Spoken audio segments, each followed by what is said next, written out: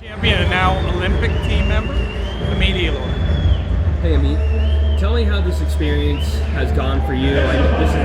This is a huge stepping stone for you. You know, you've been on the big stage before, but how big was this and how do you feel? I still feel in shock. This is unbelievable. I think part of the way that I was able to really focus and calm my nerves was by telling myself, hey, you've been to 2 senior world championships, 7 age group world championships, and I'm like, yes, this is like literally, you know, the Olympics is a different story, but the way I was able to focus and calm down was by telling myself, hey, this is a wrestling match, it's 6 minutes, there's nothing different. So I think because of that, it hasn't really settled in just yet. It's going to take quite a few weeks, but I'm really happy to be where I am right now. How does this happen to you? You're only 20 years old. How are you accomplished so much in such a short time? You know, I think I'm just really thankful to have a really wonderful support system. Everywhere I go, I have a growth mentality. I'm always trying to get better and learn from as many people as possible. And I think that mentality and the support and, you know, deciding to wrestle at such a young age, being exposed to it at a very young age, all of those factors together, I think, have really helped me be where I am today. I mean, talk about, you know, the experience that you have in your corner. I mean, having Sarah McMahon is not something, you know, everyone can have. So talk about the support that she provides to you. Yeah, so I first officially met Sarah McMahon at U20 Worlds in 2023 in Jordan, and unfortunately, me and a lot of our team got a really bad stomach flu, and I was like this close to not competing, and she kind of just stepped in and really became a mentor for me, and she believed in me when I couldn't believe in myself, and she continues to do that because I think I'm not very like overly confident wrestler. I'm always trying to make improvements and I'm always judging my performance. I'm never happy with my performance. So having somebody there with a really positive mentality and believing in me, and not to mention her incredible years and years of experience and determination. She's one of the strongest, most amazing people I know, and I'm really thankful to have met her. And since then we've just been working together, and I'm so grateful for it. Do you have any obstacles or challenges in the weeks or months leading up to these trials? I mean, of course, right? Like, we have to become the best version of ourselves for every competition, but the Olympics, come on, that's like a once-in-a-lifetime opportunity to just be able to wrestle there. I think definitely one of the challenges is wrestling at 68. I really wish that they would keep the same number of weight classes for Worlds versus Olympics. That's very unfortunate. And also, I think they need heavier weight classes for women. I really looked up to my older sister. She wrestled, she won Fargo, and she was a role model for me, and she could not wrestle, and she could not follow her Olympic dreams because they didn't have heavy enough weight classes, and she's just very big and strong. So, I mean, there's a thought. Yeah, what was the original question? What are any obstacles or challenges specifically leading up to these trials?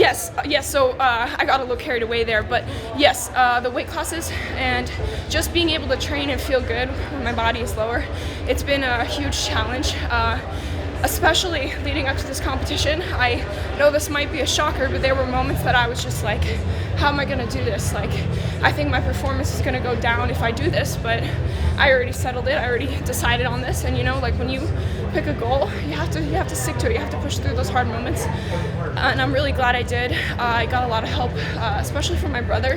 He works in a lab at UCSF, and he took time off from his work to come travel here with me. He has cooked all of my meals, which is like when you're cutting weight, you know your brain's not working. So like, he did so much for me, and when I didn't, again, like Sarah, when I didn't believe in myself, he believed in me. My mom believed in me. And they told me, I know you feel so bad right now, but like, you could be an Olympian. Like, you have to do this. We believe in you, and I'm just like, it's thanks to them that I'm here, you know.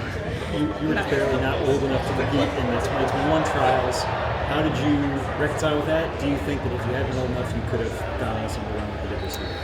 You know, we never know for sure. My first experience in 2022 wrestling in seniors, I didn't have any expectations except to do my very best. So who knows what would have happened if I had the opportunity to go in 2021. But you know, when there's something that you can't change, you can't spend so much time focusing on that if you truly cannot change it. And that was the way it was, and I knew that I had a long career ahead of me, really big dreams, and that my time would come, right? So I think it was really motivating, actually, that I had to sit out, because I watched everybody, I learned from them, I looked up to them. I have to say, especially Tamira Mensah-Stock, and honestly, I wish she was still wrestling, even though we're the same weight, but I feel like now she's happy with her decision, and we all really, really miss her. She's like one of my favorite people ever, and her energy makes the room like so wonderful, so different.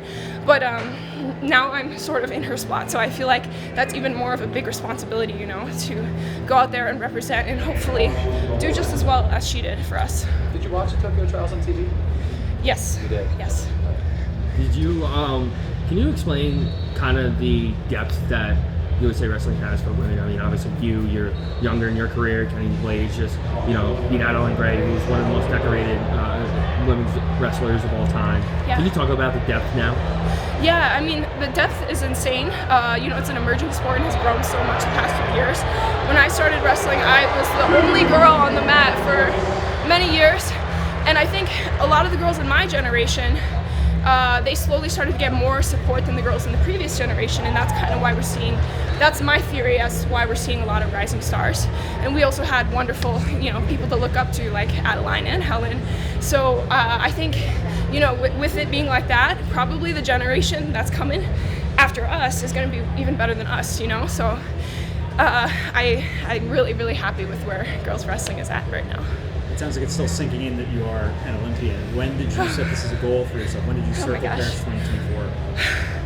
I don't remember a specific time, but I think, ever since I was 5-6 years old, I knew about the Olympics, and it just like it lit a spark in me. I just heard so many stories about different athletes from all sports, and I was just like, that I don't know why, but I have to do that. Like just like thinking about it, I get like chills. And obviously everybody who's going to Olympics wants to win, but we also have to be, celebrate every little goal on the way. And right now I'm in disbelief, so maybe you guys talk to me a little later. I'll have more thoughts about it, but it's just amazing. When was the last time an American defeated you? Well, I wrestled a lot of boys in middle school, took a lot of losses to boys for sure.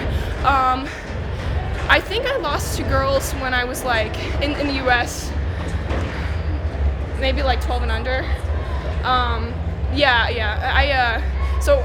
When growing up, my parents didn't let me cut weight, and I'm very grateful for that. It was really good for me in my relationship with the sport, and just not focusing on feeling good and training and not on sweating and stuff like that when you're a kid. So I think that's part of the reason why this is a little bit new and difficult for me. But where I was going with that is because I wasn't cutting weight, a lot of times I was in the plus weight class since I was 12 or something like that. Or we took a lot of time, we made a lot of sacrifices to go to a competition. So I'd wrestle in 2 age groups or 2 weight classes. So it was all about getting as much experience in mat time as I possibly could get. So I think, I took losses and I learned, and losses, I know we hate losing, but I think like every single loss I took has made me a much, much better wrestler.